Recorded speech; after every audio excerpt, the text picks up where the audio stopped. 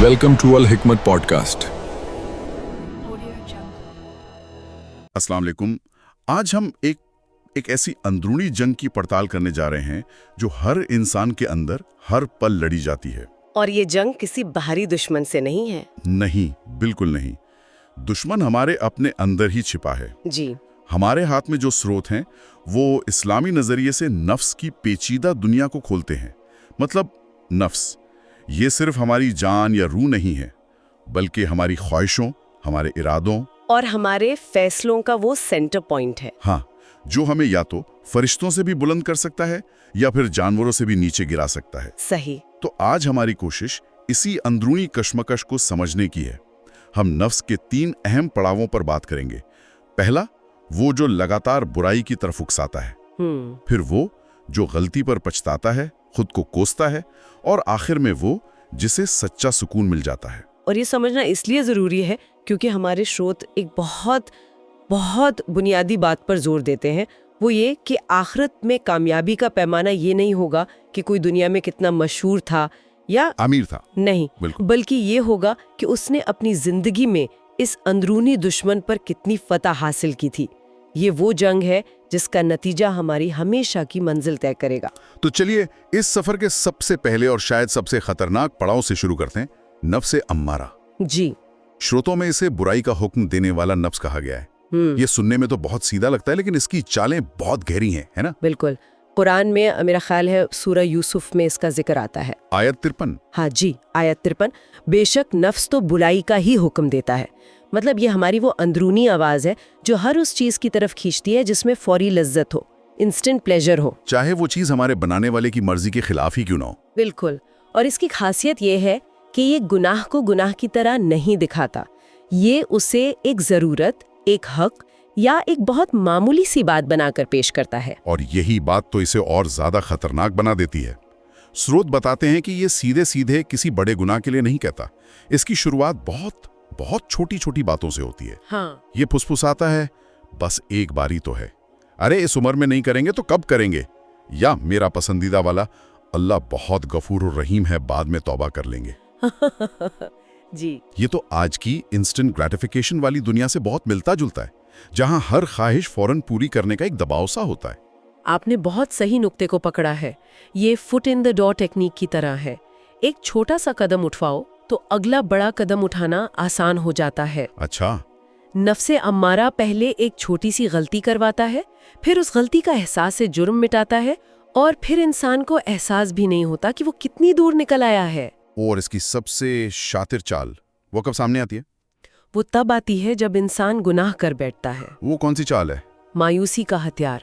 गुनाह करने के बाद यही नफ्स जो पहले कह रहा था कि अल्लाह माफ कर देगा, अब कहता है तुम इतने गंदे हो चुके हो, अब तुम्हारी तौबा कैसे कबूल होगी। अरे बाप रे। ये इंसान को अल्लाह की रहमत से नाउमीद कर देता है ताकि वो वापस पलटने की हिम्मत ही न कर सके।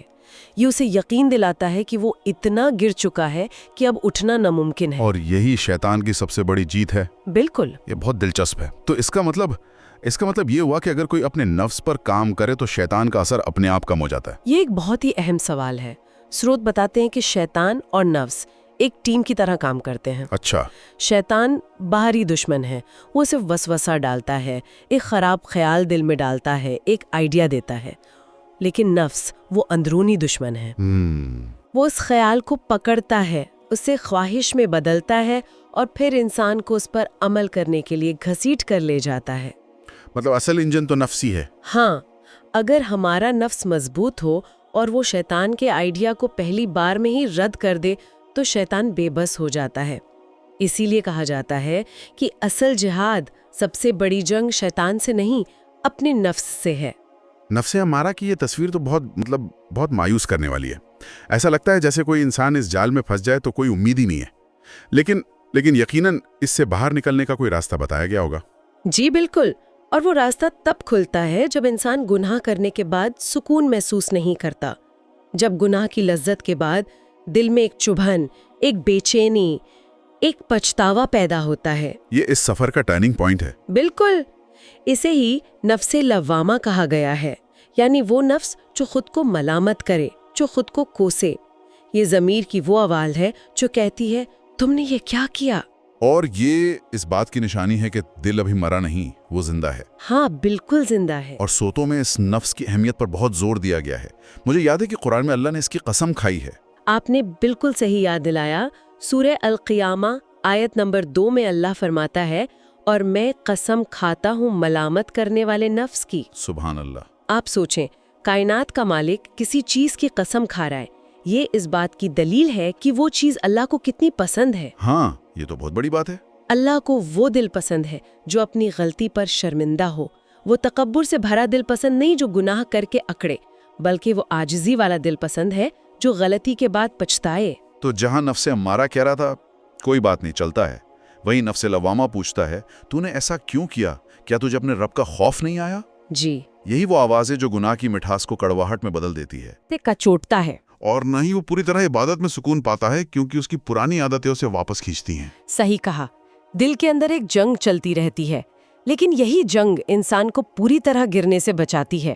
یہ توبہ کی طرف پہلا اور سب سے ضروری قدم ہے۔ یہ احساس کہ میں غلط ہوں۔ ہاں، یہی تو اصلاح اور سدھار کی پہلی سیڑھی ہے۔ لیکن کیا یہ ممکن نہیں کہ انسان اس ملامت والی کیفیت میں ہی اٹک جائے؟ مطلب وہ توبہ کر کے آگے بڑھنے کے بجائے صرف خود کو کوستا رہے اور مایوسی میں گھرا رہے؟ یہ ایک بہت باریک نکتہ ہے، اور ایسا بالکل ہو سکتا ہے۔ یہیں پر شیطان ایک اور چال چلتا ہے۔ اچھا۔ اگر وہ انسان کو گناہ پر خوش نہیں کر پاتا تو وہ اسے پچھتاوے میں اتنا ڈبو دیتا ہے کہ وہ نا امید ہو جائے۔ وہ کہتا ہے ہاں تم بہت برے ہو، تم کبھی نہیں سدھر سکتے۔ اچھا۔ تو وہ پچھتاوے کو ہی ہتھیار بنا لیتا ہے۔ بالکل۔ لیکن نفس لوامہ کا مقصد مایوس کرنا نہیں، بلکہ توبہ کے لیے تیار کرنا ہے۔ اس کا صحیح استعمال یہ ہے کہ اس شرمندگی کو طاقت بنا کر اللہ کے سامنے رویا جائے اور معافی مانگی جائے، نہ کہ اسے اپنی ناکامی کا سرٹیفکیٹ بنا لیا جائے۔ بالکل۔ اگر کوئی اس شرمندگی کو اللہ سے قریب ہونے کا ذریعہ بنا لیتا ہے تو پھر وہ اگلے اور سب سے خوبصورت پڑاؤ کی طرف سفر شروع کرتا ہے۔ اس اندرونی جنگ، کشمکش اور آنسوؤں کے بعد کیا سکون کا کوئی پڑاؤ آتا ہے؟ سورت ایک ایسے نفس کی بات کرتے ہیں جو پوری طرح شانت اور سنتشٹ ہو جاتا ہے۔ جی، اور یہ تیسرا اور سب سے اونچا مقام ہے، نفس مطمئنہ۔ مطمئنہ یعنی وہ نفس جسے سکون مل گیا، وہ روح جو اللہ پر اور اللہ کے فیصلوں پر پوری طرح راضی ہو گئی ہے۔ اب حالات کے اتار چڑھاؤ سے اس کا دل نہیں گھبراتا۔ اسے یقین ہوتا ہے کہ جو بھی ہو رہا ہے وہ میرے رب کی طرف سے ہے اور اس میں میرے لیے کوئی نہ کوئی بھلائی ضرور ہے۔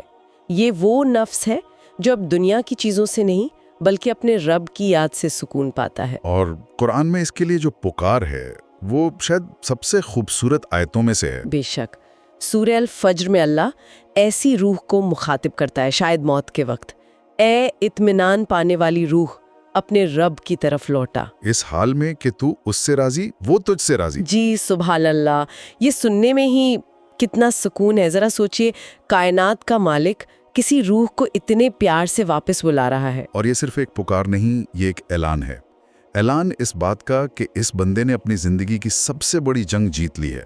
اس نے اپنے نفس کو اللہ کی مرضی کے تابع کر دیا ہے۔ تو اس مقام پر پہنچے ہوئے انسان کی سوچ کیسی ہوتی ہے؟